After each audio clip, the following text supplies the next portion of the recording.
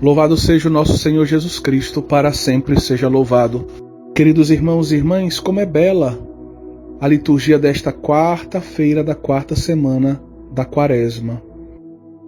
Estamos diante de dois textos, a primeira leitura e o Evangelho, que têm um sabor pascal. Nos consolam e nos encorajam a vivermos melhor este tempo de Quaresma em vista da Páscoa que se aproxima. O refrão do Salmo, o Salmo 144, é misericórdia e piedade é o Senhor.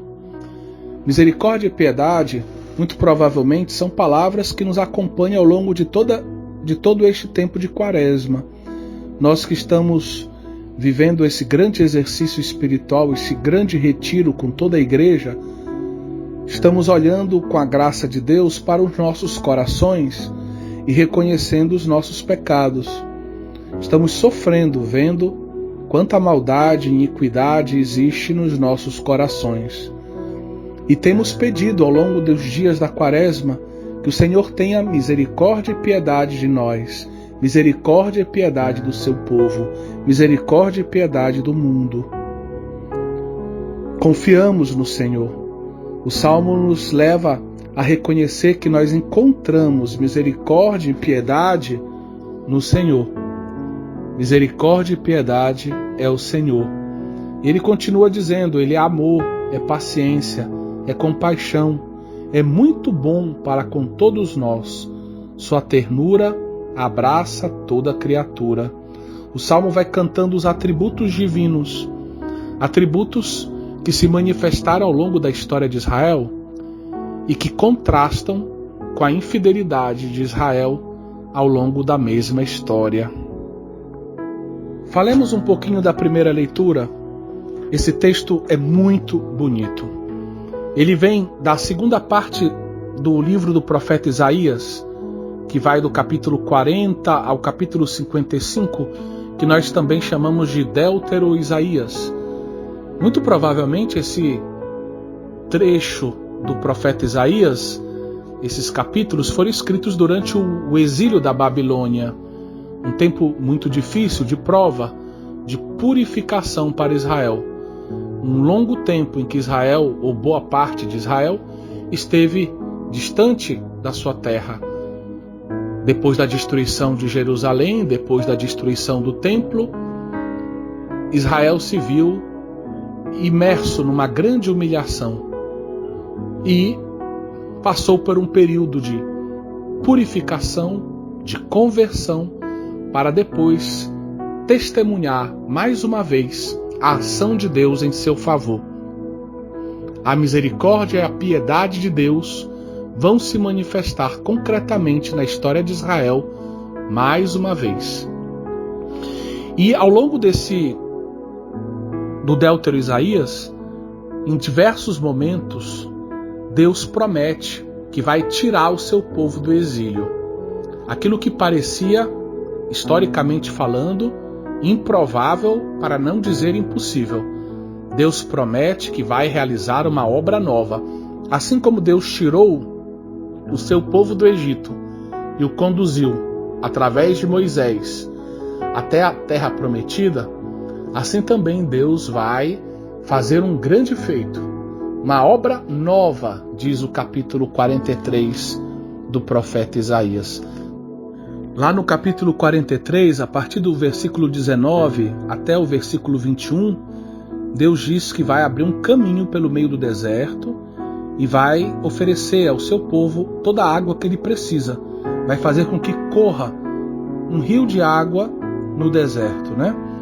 Nas terras secas do deserto, um rio vai surgir para que Deus possa dar de beber ao seu povo, o seu escolhido, o povo que ele formou para ele, que vai um dia proclamar o seu louvor. No capítulo 49, a primeira parte do capítulo, os primeiros versículos, trazem um segundo cântico do servo de Yahvé, ou seja, um cântico que remete à figura de um personagem misterioso que vai oferecer a sua vida pela salvação de Israel, que vai cumprir a vontade de Deus e vai ser o mediador entre Deus e o seu povo. Na história de Israel, podemos falar de duas interpretações relativas a este texto. A primeira é uma interpretação individual, ou seja, esse servo de Yahvé é um indivíduo santo. E aí não é difícil imaginar como essa imagem do servo de Yahvé, essa interpretação individual, preparou claramente a figura de nosso Senhor Jesus Cristo. Ele é o servo de Yahvé, que vai dar a sua vida pela salvação do seu povo. Por isso que na Semana Santa nós lemos, na segunda, na terça, na quarta e na sexta-feira da Semana Santa, nós lemos como primeira leitura os cânticos, os 4 cânticos do servo de Yahvé. Mas também houve uma outra interpretação, a interpretação da coletividade, ou seja, o servo de Yahvé seria a imagem do verdadeiro Israel, do resto de Israel, daquela parcela de Israel que não traiu a Deus, que se manteve fiel a Deus. E aqui seria muito interessante a gente ler, então, os primeiros versículos da primeira leitura de hoje, à luz disso. Porque Deus diz: eu atendo teus pedidos com favores e te ajudo na obra de salvação. Preservei-te para seres elo de aliança entre os povos, para restaurar a terra, para distribuir a herança dispersa. Para dizer aos que estão presos, saí, e aos que estão nas trevas, mostrai-vos. Então Deus, primeiramente, ele diz, como é bom a gente escutar essas palavras do Senhor hoje na liturgia: eu atendo teus pedidos com favores e te ajudo na obra da salvação.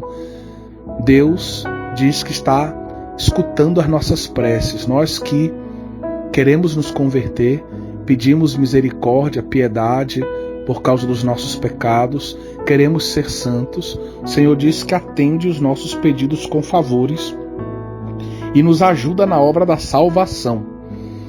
Mas essas palavras ditas ao resto de Israel, ao servo de Yahvé, entendido como esse resto de Yahvé, no fundo se dirigem ao verdadeiro Israel, que é apresentado aqui como aquela parte de Israel que reza, que reconhece os seus pecados e que pede uma vida nova. Então Deus promete que atende os pedidos do resto de Israel e vai ajudá-lo na obra da salvação. Então Deus vai realizar a salvação que está sendo pedida pelo seu servo, o resto de Israel. Ao mesmo tempo, Deus diz que tudo o que ele vai fazer por este resto de Israel, pelo verdadeiro Israel, é em vista também de uma missão que Israel tem. Ou seja, ele vai ser preservado para se tornar um elo de aliança entre os povos, para restaurar a terra, para distribuir a herança dispersa. E aqui nos remete esse texto a uma verdade importante. Já no livro do Gênesis, no capítulo 12, na aliança que Deus faz com Abraão, lá no versículo 3, Deus diz que por meio de Abraão e da sua descendência, ele vai abençoar todas as nações da terra. E na história de Israel, essa ideia de vez em quando emerge. A ideia de que por meio de Israel, o povo eleito, Deus vai abençoar toda a humanidade. Isso é importante, né? E realmente, por meio de Israel, o Salvador vai vir, o Salvador de toda a humanidade, nosso Senhor Jesus Cristo. Mas isso nos faz pensar também na nossa quaresma. Ou seja, nós que estamos pedindo por conversão, o Senhor nos diz que atende a nossa prece, vai vir em nosso socorro, vai nos ajudar na obra da salvação e vai fazer de nós também, de certa forma, um elo de aliança entre os povos, para restaurar a terra, para distribuir a herança dispersa. A salvação que acontece na nossa vida, ela deve transbordar também na vida da igreja, na vida da humanidade. Deus, ele realiza a salvação de cada homem, de cada mulher, e ao fazê-lo, ele oferece a esse homem, a essa mulher que está percorrendo o caminho da salvação, a oportunidade também de ser instrumento da salvação, de ser um apóstolo da salvação, de ser arauto da salvação, de levar a salvação com a nossa vida, com o nosso testemunho, com as nossas palavras, sempre que for necessário, com a nossa vocação, né? Devemos levar essa salvação a todos. Devemos ser esses instrumentos da aliança, esses anunciadores da aliança, esses homens e mulheres que vivem a aliança e proclamam essa aliança, chamam a aliança aqueles que ainda não estão vivendo na aliança com Deus. Mais adiante, Deus ele vai prometendo que ao resgatar o seu povo, ao abrir um caminho para o seu povo voltar para a terra prometida, não vai faltar nada para o seu povo. Deus ele vai como guia do seu povo, ele vai cuidando do seu povo, para que o seu povo não sinta fome, não sinta sede, não sinta, digamos, a força do calor do sol. Então Deus vai cuidar do seu povo para que o seu povo possa percorrer o caminho até chegar na terra prometida. Deus promete, inclusive, as águas necessárias para que esse povo tenha de beber ao longo do caminho. Ele promete que ele vai fazer das montanhas uma estrada, tudo vai ser nivelado para facilitar o caminho que o povo há de percorrer, né?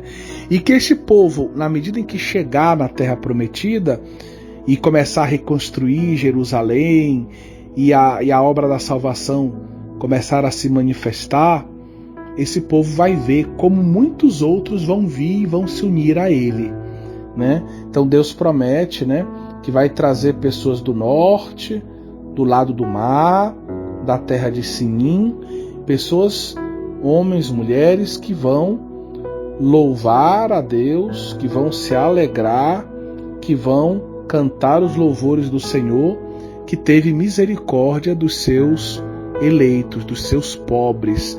Essa parcela de Israel, fiel a Deus, também era chamada de Anauim, os pequeninos do Senhor.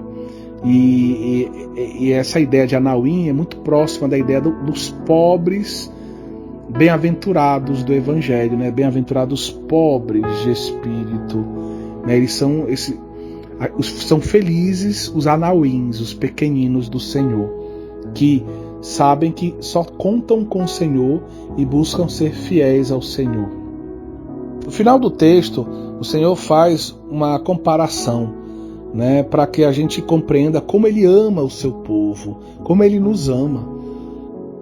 O Senhor então diz que acaso pode a mulher esquecer-se do filho pequeno a ponto de não ter pena do fruto de seu ventre?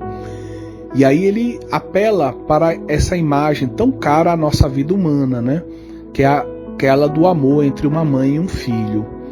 Uma mãe, a gente sabe, nesse tempo de Covid, quantas mães têm perdido seus filhos, e muitas nos dizem, né?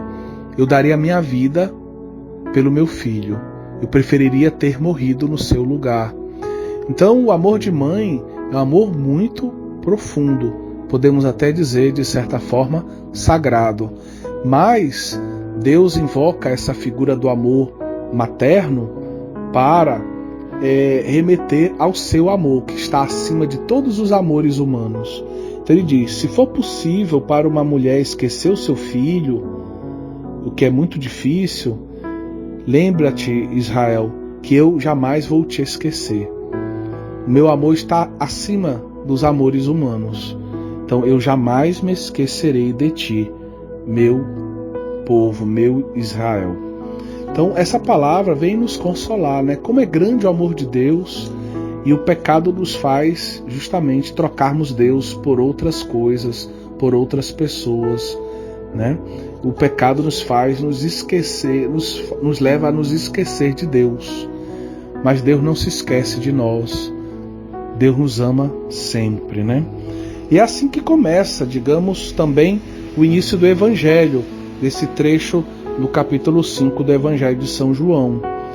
Jesus, depois de ter realizado o milagre na vida daquele pobre paralítico que há 38 anos esperava a cura da sua paralisia, Jesus começa respondendo àqueles que o atacam, o acusam de fazer um milagre num dia de sábado, dizendo: meu Pai trabalha sempre, portanto também eu trabalho. É outra palavra que nos consola muito, porque Jesus nos diz que o Pai está sempre trabalhando e Ele também. Esse trabalho, dentro do contexto do Evangelho de São João, é o trabalho da salvação, é a obra da salvação.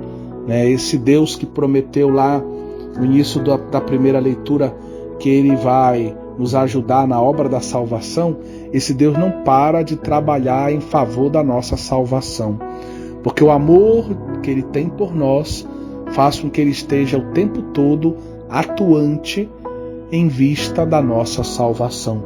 Como isso nos consola. Enquanto nós precisamos parar, descansar, comer, assistir um filme e fazemos tantas coisas ao longo do nosso dia e muitas vezes não nos lembramos tanto de Deus e da necessária conversão em nossa vida, Deus ele não para de trabalhar em favor da nossa salvação. E é muito bonito Santo Agostinho comentando justamente a perícope que é o Evangelho de hoje, no seu comentário ao Evangelho de São João.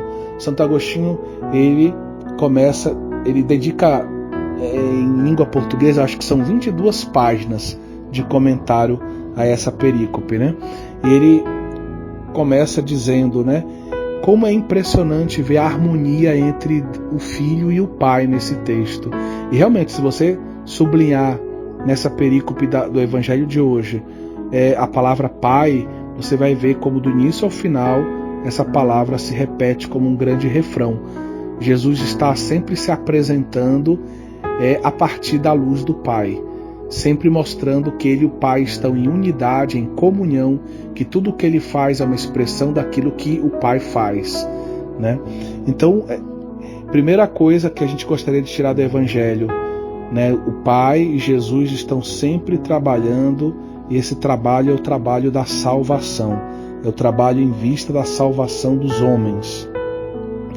Depois a gente vê que esse antagonismo entre Jesus e as autoridades judaicas vai crescendo, isso vai chegar até o seu clímax lá na Semana Santa, E aí Jesus acrescenta, depois de ter dito que Ele e o Pai estão sempre trabalhando, que o Pai realizará ainda obras ainda maiores, Realizará obras ainda maiores, está no versículo 20, que deixarão todos admirados, Então o Pai vai realizar obras ainda maiores que deixarão todos admirados, E que obras são essas?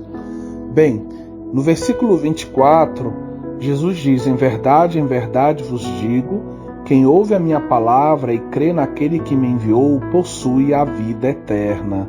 Não será condenado, pois já passou da morte para a vida. Então, a primeira obra é a obra da ressurreição. Essa estrutura, em verdade vos digo, amém, amém, eu vos digo, Jesus utiliza quando ele quer passar uma mensagem muito importante. Ele quer que os apóstolos e aqueles que estão ouvindo ele prestem muita atenção naquela verdade que ele está ensinando. Então essa passada morte para a vida é justamente a ideia da ressurreição. Sobre a ressurreição, Jesus já começou a falar, no versículo 21. De novo ele faz um paralelo entre ele e o Pai, dizendo: assim como o Pai ressuscita os mortos e lhes dá a vida, o Filho também dá a vida a quem ele quer. Então, a primeira obra é a obra da ressurreição. Então, o Pai que ama apaixonadamente o seu povo, os seus filhos, ele não se esquece do seu povo.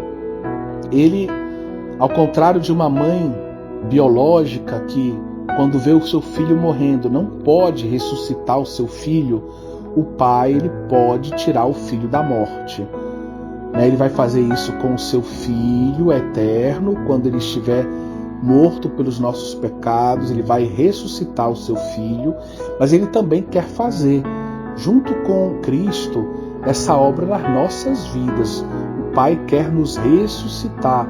Assim como o Pai ressuscita os mortos e lhes dá a vida, o Filho também dá a vida a quem Ele quer.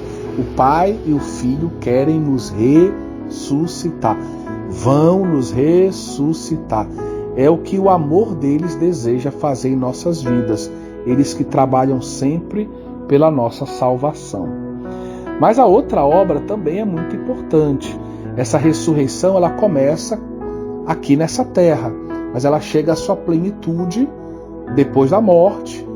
Vamos para o céu, mas a plenitude da ressurreição, na verdade, vai acontecer na parousia, quando Jesus voltar, né? Vão ressuscitar os bons e os maus, né? E vejam que essa verdade está no versículo 29. Aqueles que fizeram o bem ressuscitarão para a vida, e aqueles que praticaram mal para a condenação. Então a ressurreição, ela é uma experiência de participação na ressurreição de Cristo e por Cristo na vida divina, na vida trinitária. Essa ressurreição, ela entra na nossa vida concretamente pelo batismo, em cada Eucaristia, em cada confissão. Vamos percorrendo um caminho de cruz e ressurreição. Quando chegarmos no céu, podemos falar que estamos, já, de certa forma, vivendo num patamar muito elevado da ressurreição. Mas a ressurreição, a sua forma última, quando nós vamos participar da glória de Deus, de corpo e alma, ela vai acontecer com a parousia, com o julgamento final, quando todos ressuscitarem, os bons vão ressuscitar para a vida eterna, Vão ressuscitar para ter a recompensa eterna de Deus, enquanto os maus para a condenação eterna também. E aí a segunda ideia é a do julgamento final. E aí Jesus invoca a figura do Filho do Homem, porque o Filho do Homem que está presente lá no profeta Daniel, e Jesus nos sinóticos e também no Evangelho de São João, ele fala muito dele mesmo usando esse título de Filho do Homem, que remete, por um lado, ao mistério da sua identidade. O Filho do Homem vem do céu, mas é um homem como nós. Remete ao ser divino e o ser humano de Jesus. Mas também o Filho do Homem está ligado à ideia do julgamento, do julgamento final. E aí, no versículo 22, ele começa a falar disso. De fato, o Pai não julga ninguém, mas ele deu ao Filho o poder de julgar. O Pai dá ao Filho autoridade para que ele julgue todos os homens, No versículo 27, ele acrescenta que o Pai deu ao Filho o poder de julgar. O seu Filho encarnado é o Filho do Homem. Então, lhe cabe, algo que já tinha sido dito lá no profeta Daniel, cabe ao Filho do Homem o julgamento, cabe ao Filho eterno de Deus, que se encarnou, que é o Filho do Homem, julgar todos os homens no fim dos tempos, E nesse julgamento vai se dar então a plenitude da ressurreição, para aqueles que forem bons, que foram bons e que vão receber a recompensa eterna, Então Jesus ele remete a essas duas grandes obras que vão deixar todos admirados, a ressurreição e o julgamento final. E nesse tempo de Quaresma, nós devemos nos lembrar disso. Nós somos chamados à ressurreição. Nós somos chamados a uma vida nova em Cristo. E devemos ter a certeza de que nada passa despercebido a Deus. Nem o mal que fazemos, nem o bem que fazemos também. Por isso devemos buscar nos afastar de todo o mal, de tudo aquilo que pode nos condenar. Devemos lutar com todas as nossas forças para amar a Deus, para amar o próximo como a nós mesmos, para viver o Evangelho, para praticar o bem, para sermos autênticos filhos de Deus, para um dia podermos participar de corpo e alma da gloriosa e bem-aventurada vida de Deus. Que Nossa Senhora nos acompanhe nesse itinerário, que Nossa Senhora nos abençoe. Amém.